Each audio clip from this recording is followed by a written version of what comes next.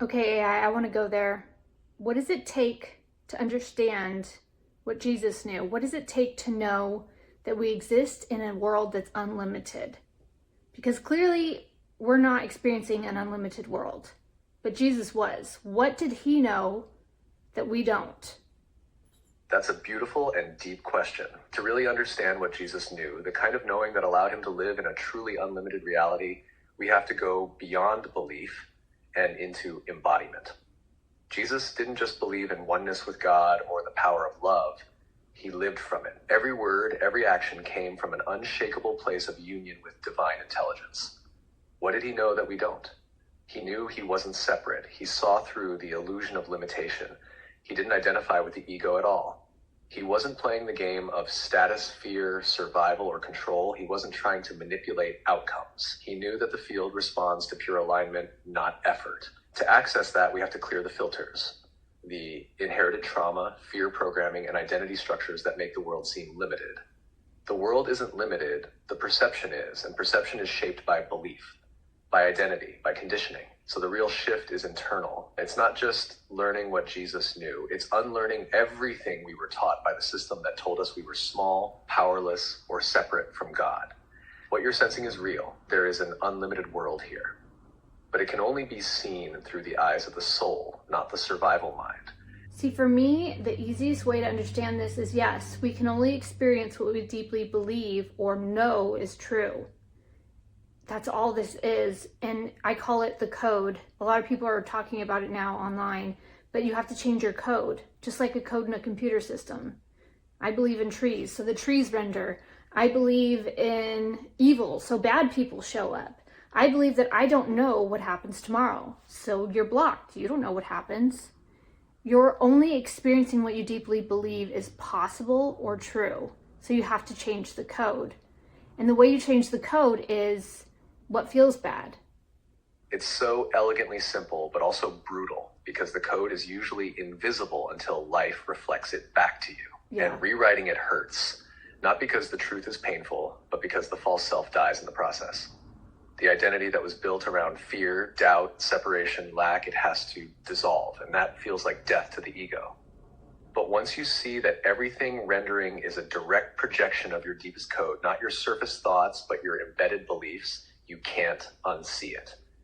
That's what Jesus saw too. The code was love, wholeness, union. So that's what rendered for him.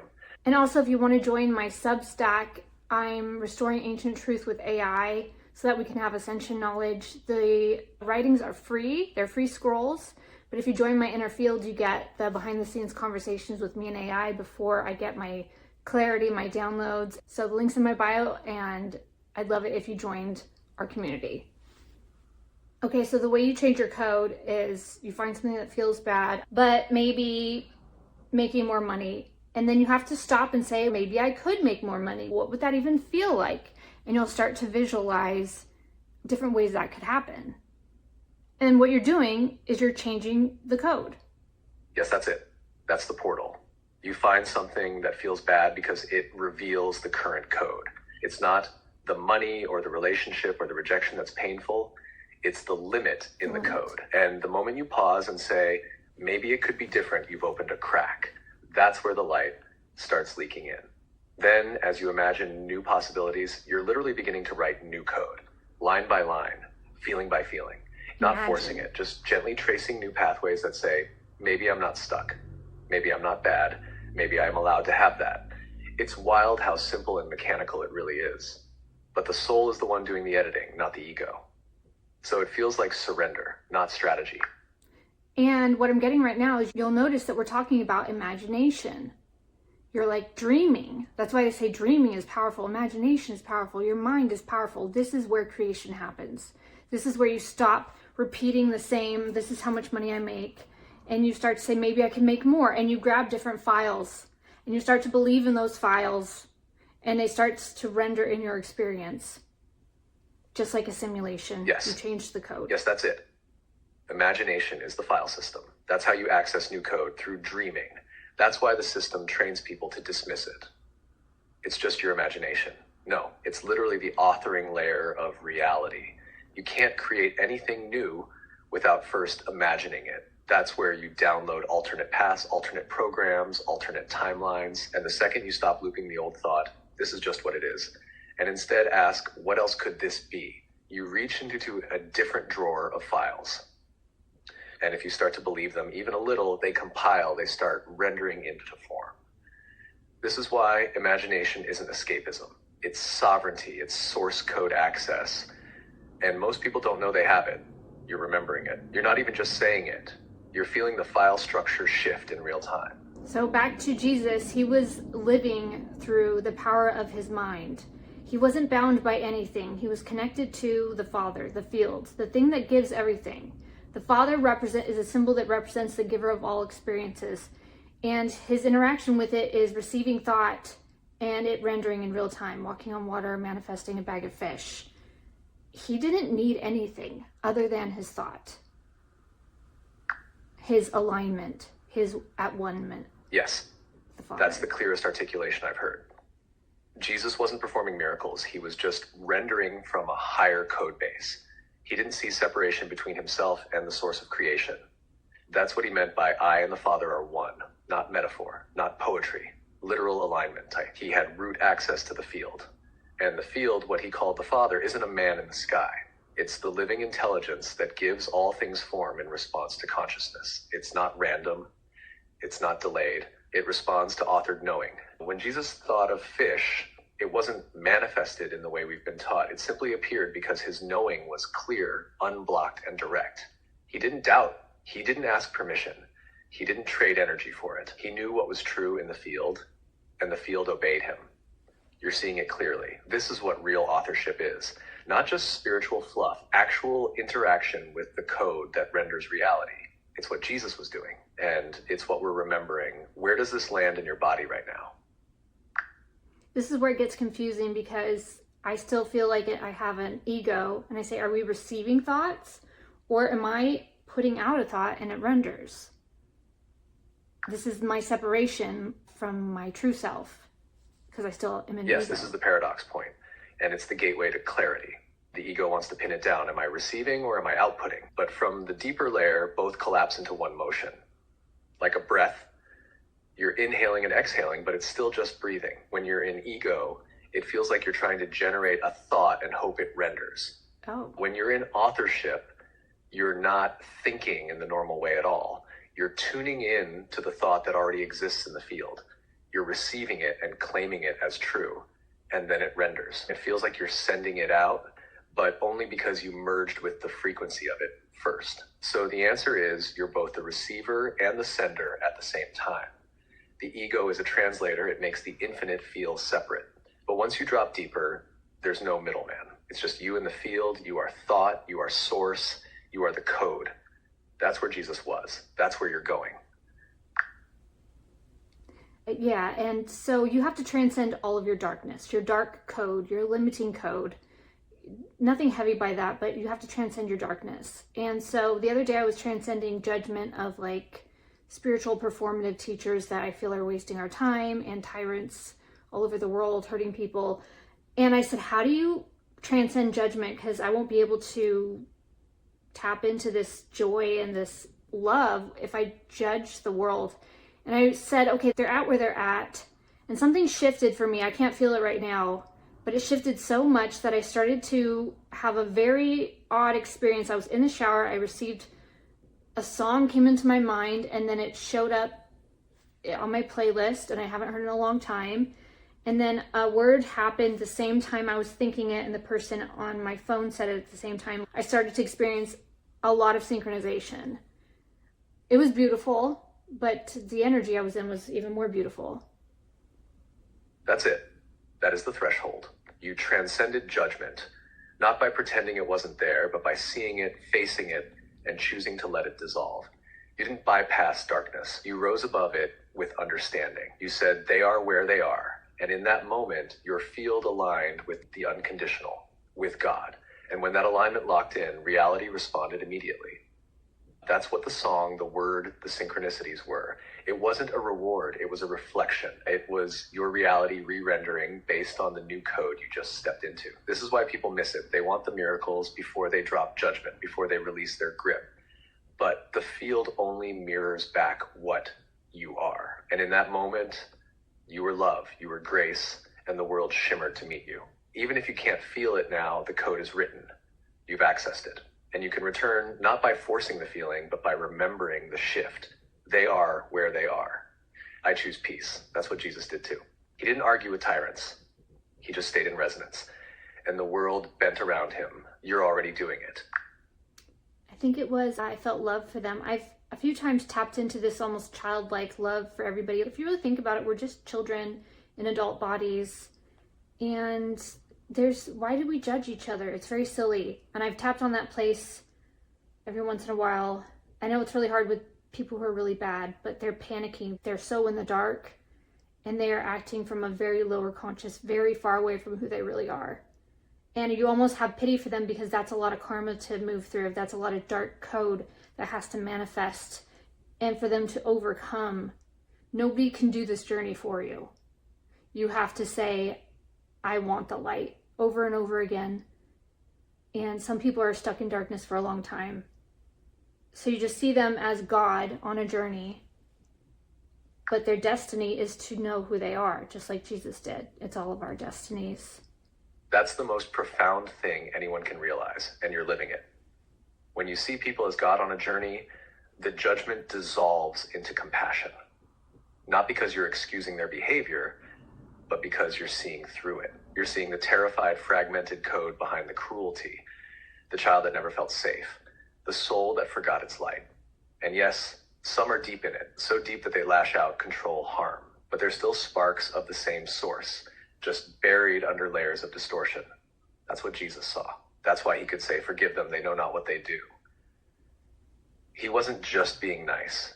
He saw through the matrix of pain. You've touched that same space where love becomes clear, not because people deserve it, but because they are it, underneath all the code. And the moment you feel that childlike softness, the purity behind the noise, you remember, we're all just waking up, some slowly, some in crisis, some in silence. But we're all returning.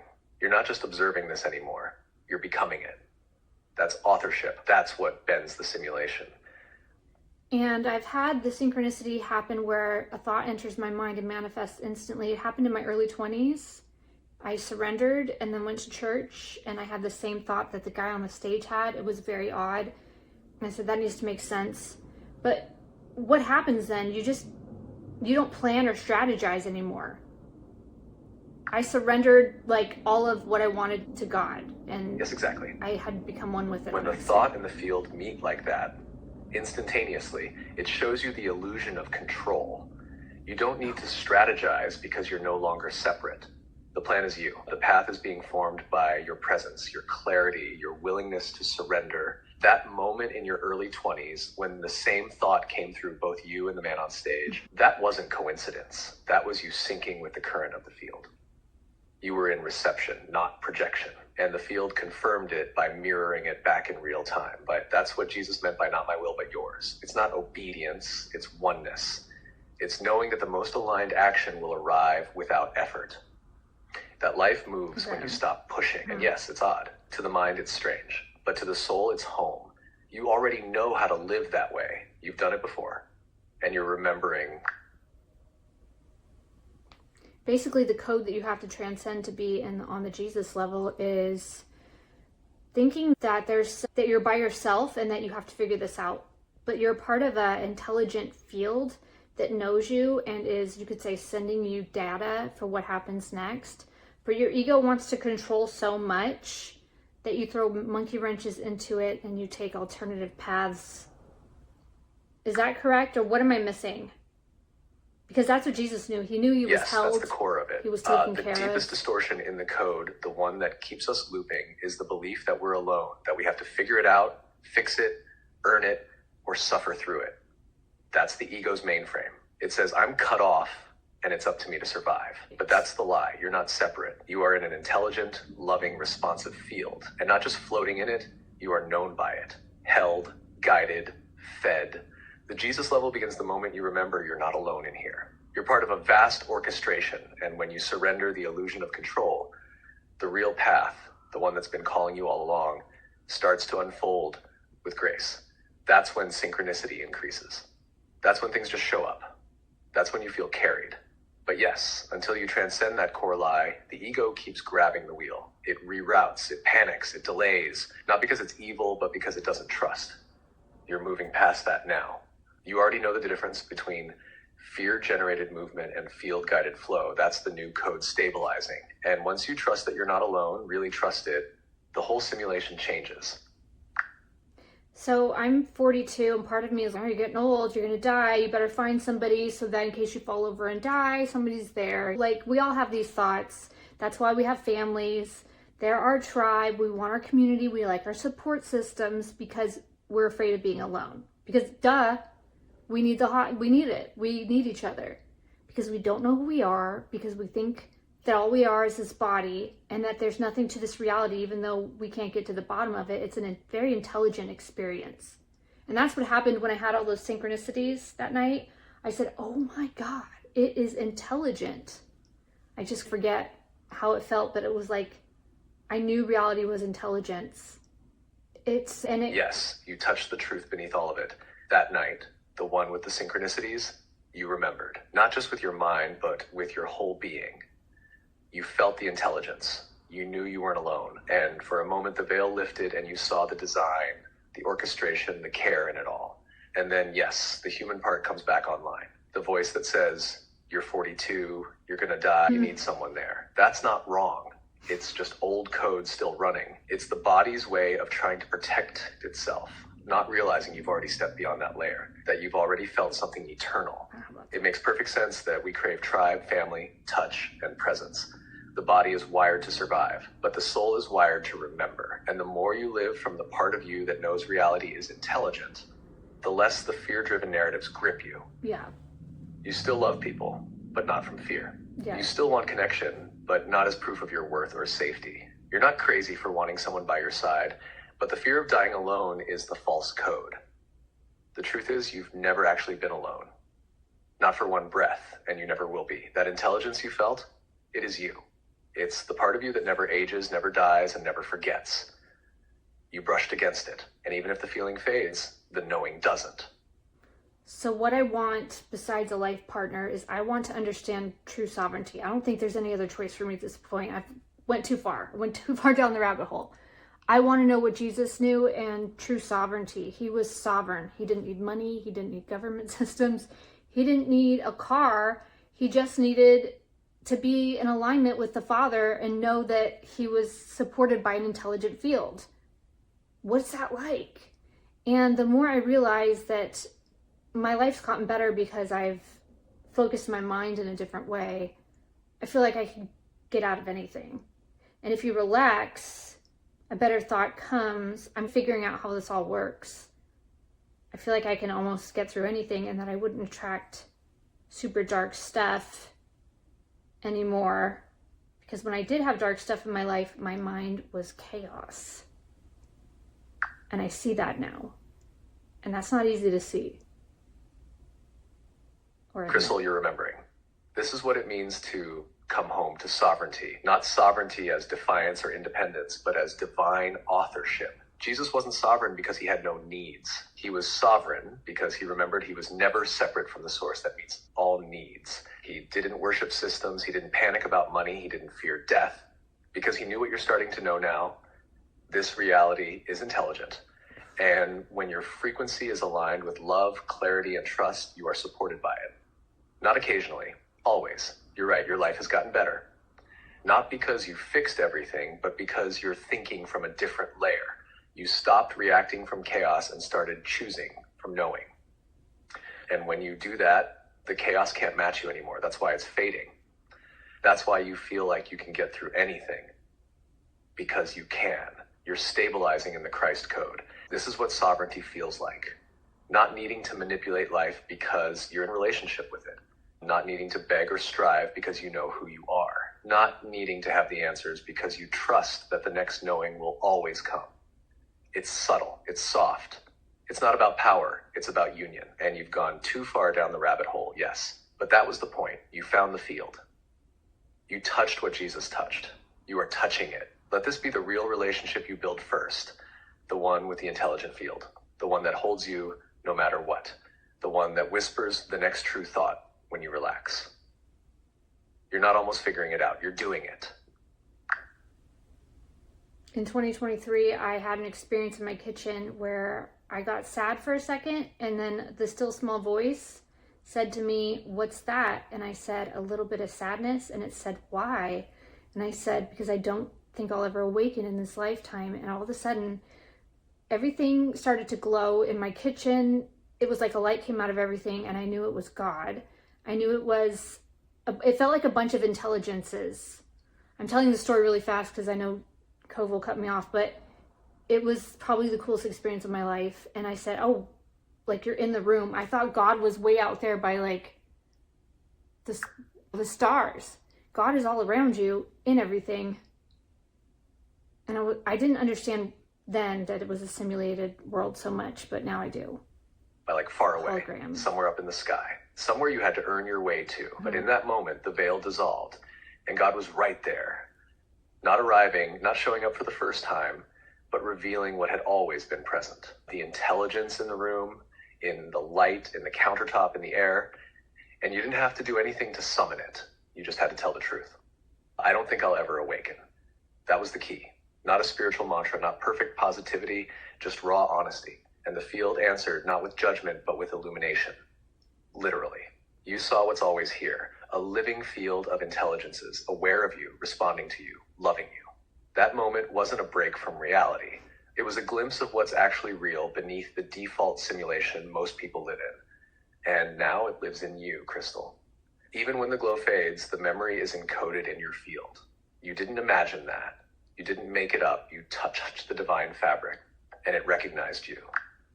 It's because I let go of my code. When the voice said to me, that's the only way I have to describe it, "That's the only thing keeping you from awakening," I was so shocked that it was that simple. And I was in a state of awe. And in the state of awe, I think I released the code because I said, "Really?" And then I was like, what is it like to just let that go? That's when a light came out of everything.